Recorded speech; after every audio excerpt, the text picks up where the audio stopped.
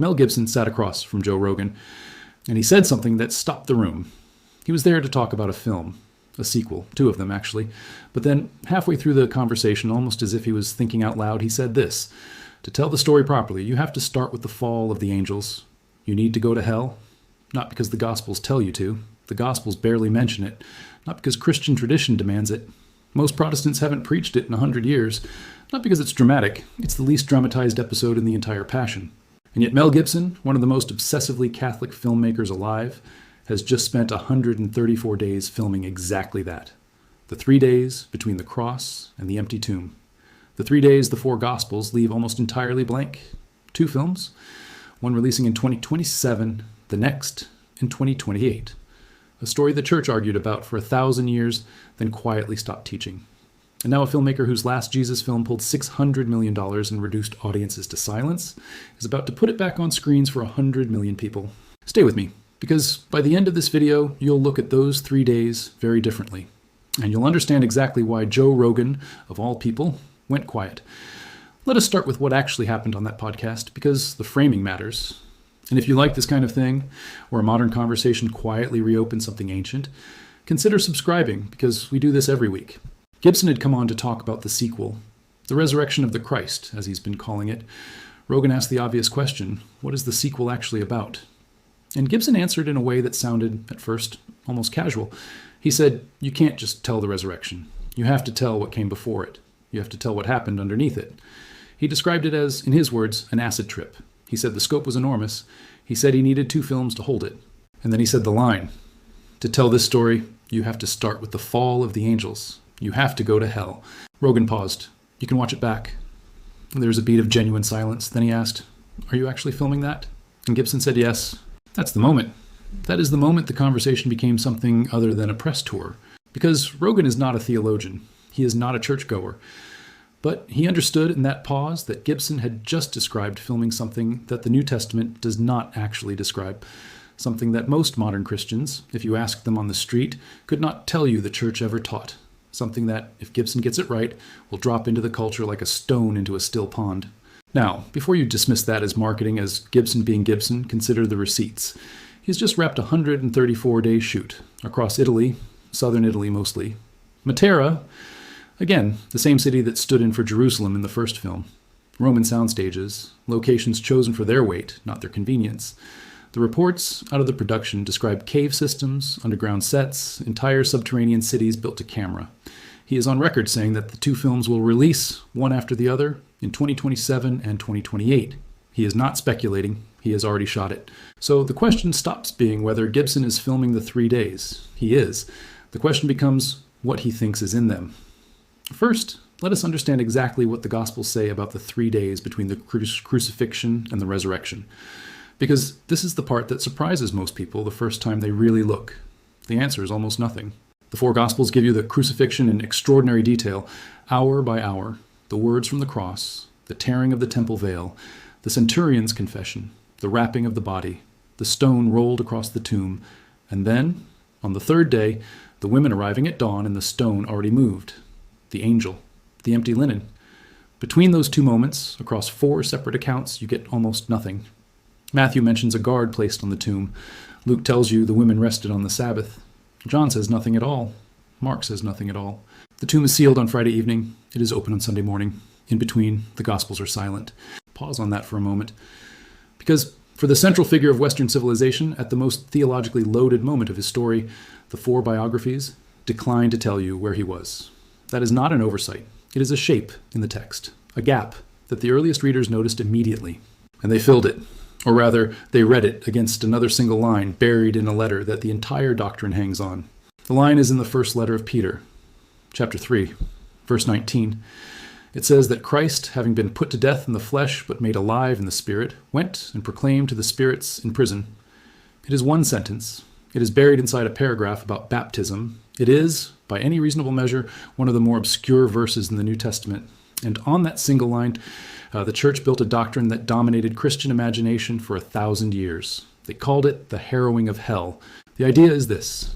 During those 3 days, while the body lay in the tomb, the soul of Christ did not rest. It descended. It went down into the realm of the dead.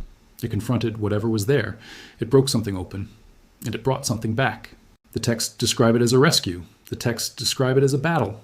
The texts describe it as a legal transaction, a ransom, a debt paid in a place no living person had ever been. But the texts consistently describe it as something. The 3-day silence in the Gospels was not a silence to the early church. It was the loudest chapter of the story. That alone should make you pause, because if you were raised in most modern Protestant churches, you have almost certainly never heard this preached. And there is a reason for that, but we will get to it.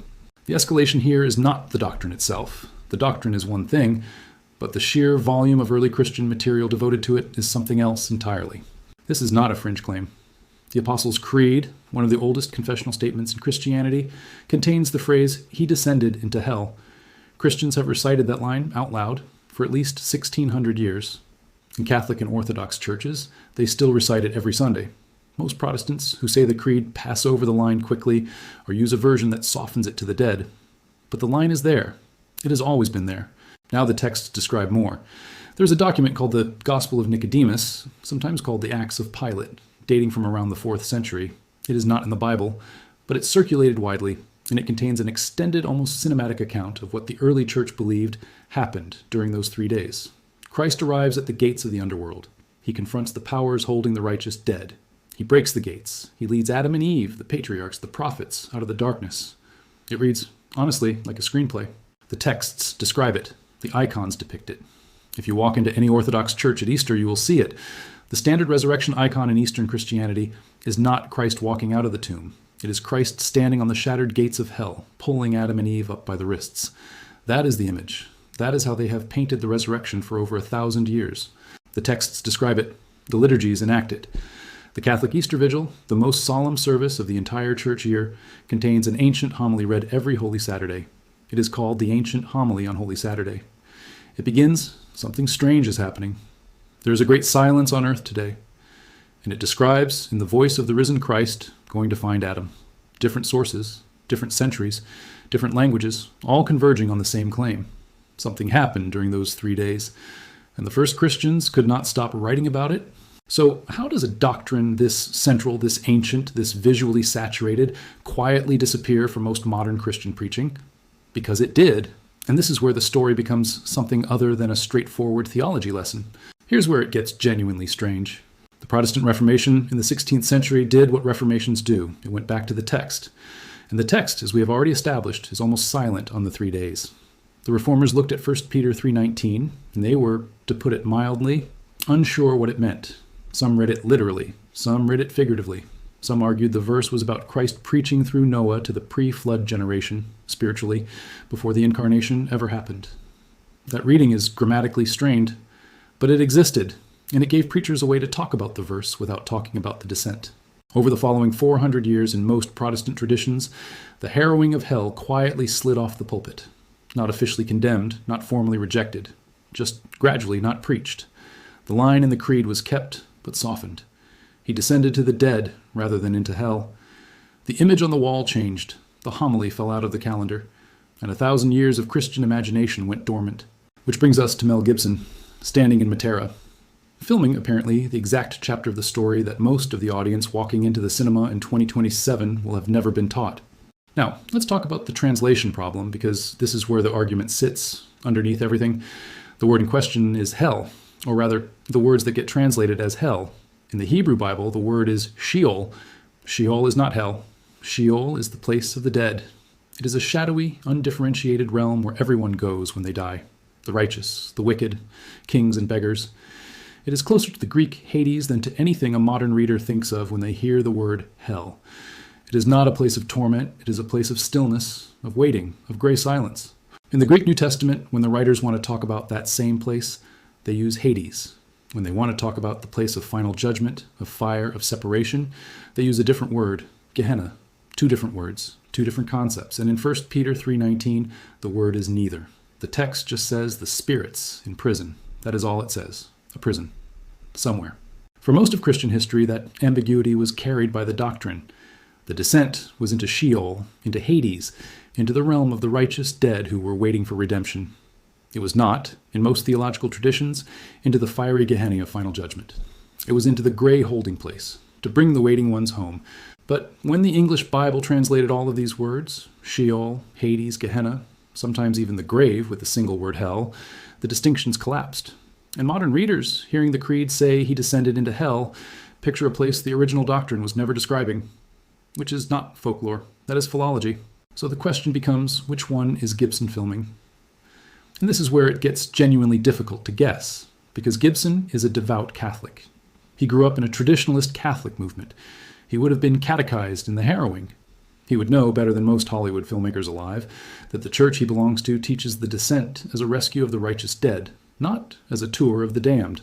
But he described it to Joe Rogan as an acid trip. Now, before you take that phrase the wrong way, understand what a devout Catholic filmmaker means by that. He is not being irreverent. He is being descriptive. He is signaling that what he is filming is not a naturalistic scene. It is not two men talking in a garden. It is a visionary landscape. It is closer to the book of Revelation than to the Gospel of Mark. It is the fall of the angels. It is the gates of the underworld. It is, in the language of the ancient homily, a great silence on the earth, broken by something walking through it. And here is where it becomes genuinely difficult to shrug off, because Gibson has already had to recast his lead. Jim Caviezel, who played Christ in the first film, is now more than 20 years older. Gibson has hinted, without confirming, that different aspects of the resurrection may require different physical presentations. What does the body look like coming back? What does the descended Christ look like in the underworld? These are not questions the Gospels answer. These are questions that only get asked when you actually try to put the doctrine on screen. The two-part structure is telling. Gibson has said the story is too big for one film, but when you look at where the natural breakpoint sits, it becomes obvious. The first film ends, most likely, at the resurrection itself. The second film covers what comes after. The appearances, the ascension, the founding of the church, which means the descent, the harrowing, the fall of the angels, all of it sits in the first film. In 2027, that is the part audiences will see first. Now, the researchers found something interesting when they went back through Gibson's public statements over the last decade. He has been talking about this project for at least 15 years. And in every interview, going back to the earliest ones, the same phrase keeps recurring. He does not describe it as a resurrection film. He describes it as a film about what happened in between. That is the phrase, in between. The 3 days. That has been the shape in his mind, apparently, from the beginning. Not the empty tomb, the interval. And here is the detail that perhaps, more than any other, makes this project impossible to easily categorize. Gibson has told interviewers that he's been reading for years the visions of a 19th-century German nun named Anne Catherine Emmerich. Emmerick claimed to have received detailed mystical visions of the life of Christ, including the descent into hell. Her accounts run to thousands of pages. They are strange, vivid, unsettling documents. They describe the underworld in visual terms: gates, levels, encounters, rescues. Gibson used Emmerich's visions extensively as source material for the first Passion film. The scourging scenes, in particular, closely follow her descriptions, which means whatever Gibson is putting on screen in 2027, it is almost certainly filtered through the same source. A 19th-century mystic's visionary account of the harrowing of hell translated into modern cinema by a director whose last religious film became one of the highest-grossing R-rated films in history. Pause on that for a moment, because whatever you think of Emmerick, whatever you think of Gibson, that is a genuinely unusual pipeline for a mainstream 2027 release. Now step back and consider what this actually looks like when it lands. The Passion of the Christ in 2004 did something to audiences that studios still study. People walked out of screenings silent. Confessions in Catholic churches spiked. Protestant pastors reported congregants coming back to services they had abandoned for years. The film was violent, uncompromising, in Aramaic and Latin with subtitles, and it made over $600 million against a $30 million budget. It was, by any measure, a cultural event that Hollywood did not see coming and could not replicate. The resurrection films will land into a very different landscape: streaming, fragmentation, a generation of viewers who have no baseline Christian catechesis at all. Many of them will walk in not knowing that the harrowing of hell was ever a doctrine. They will encounter it for the first time as cinema, which is a very strange way to encounter a 1,000-year-old theological argument. The most extraordinary claim in this entire story is not what Gibson said to Rogan. It is what putting the descent on screen actually does to a doctrinal fight that most people did not know was still going on. Because the fight is still going on. Quietly, in seminaries, in theological journals. There has been, over the last 40 years, a genuine revival of interest in the descent among Protestant theologians. Some have argued the doctrine should be recovered. Others have argued it should be permanently rejected. There are books, arguments, careful defenses, and careful refutations, all of it happening in a corner of the theological world that almost no one outside it pays attention to. And now Mel Gibson is about to release a film that shows it, not argues it, shows it, puts an image on it, gives it a face and a landscape and a soundtrack, and whatever image he chooses is going to be, for 100 million viewers, the image. The dormant doctrine wakes up. The argument gets a shape. The scholars themselves acknowledge they do not fully understand what happens when a cinematic image lands on top of a theological argument. What is the image communicating? Gibson has not yet said. He's holding it back. He has described the scope. He has described the tone. He has described the length of the shoot. But the actual content of the descent, the actual visual he has chosen, he is not describing yet. The texts describe a rescue. The icons depict a broken gate. The homily speaks of a great silence. But what Gibson has filmed, no one outside the production has seen. Every one of these elements can be examined individually. The 3-day gap in the Gospels has a plain reading. First, Peter 3:19 has multiple conventional interpretations. The harrowing of hell has been debated for centuries by people more qualified than any of us. The translation problem between Sheol and Hades and hell is a well-understood issue in biblical scholarship. Emmerick's visions can be, and have been, dismissed by serious theologians as pious imagination. None of this, taken piece by piece, is a smoking gun, but all of it together, converging on this moment, a filmmaker with a proven track record of putting Catholic mystical tradition on screen, spending 134 days filming the exact chapter of the story most modern Christians have never been taught, releasing it into a fragmented culture that will encounter the doctrine as image before it ever encounters it as argument. That is a different kind of situation, and it is genuinely difficult to predict what happens next. Nothing about the theology is settled. The resurrection films are not, in any sense, peer-reviewed. Gibson could get it wrong. He could get it strangely right. He could produce something that reopens a fight that has been dormant for 4 centuries, or something that quietly disappears. Now step back and look at the full picture.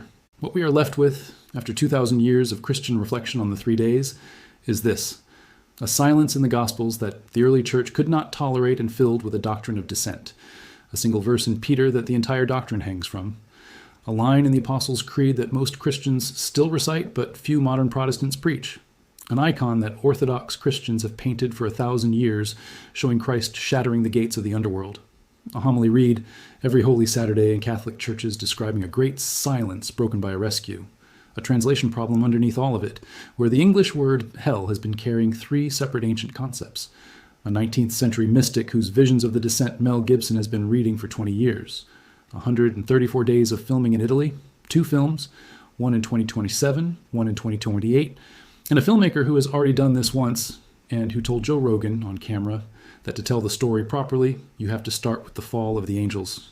That is the shape of it. That is what is coming. And here is what I keep coming back to. For 2,000 years, the most important 3 days in Western history have been almost entirely blank on the page. The people who cared most about that story could not accept the blank. They filled it, they painted it, they sang it, they argued about it, and eventually, most of them stopped talking about it. And now one man, in a moment when very few people are paying attention to the doctrine at all, is about to fill the blank again. For 100 million viewers who will not know the argument they are walking into. If you have made it this far, and you want to see how this actually plays out when the film drops in 2027, subscribe. We will be tracking the release, the reception, the theological response, and whatever leaks come out of the production between now and then. There is going to be a lot to follow. In the meantime, tell me in the comments which piece of this you found most striking. Was it the sheer silence of the Gospels across those 3 days? Was it that the Apostles' Creed has been quietly reciting the descent for 1,600 years? Was it the translation problem underneath the English word hell? Or was it the fact that Gibson is filming from the visions of a 19th-century nun most viewers have never heard of? I read the comments. I want to know.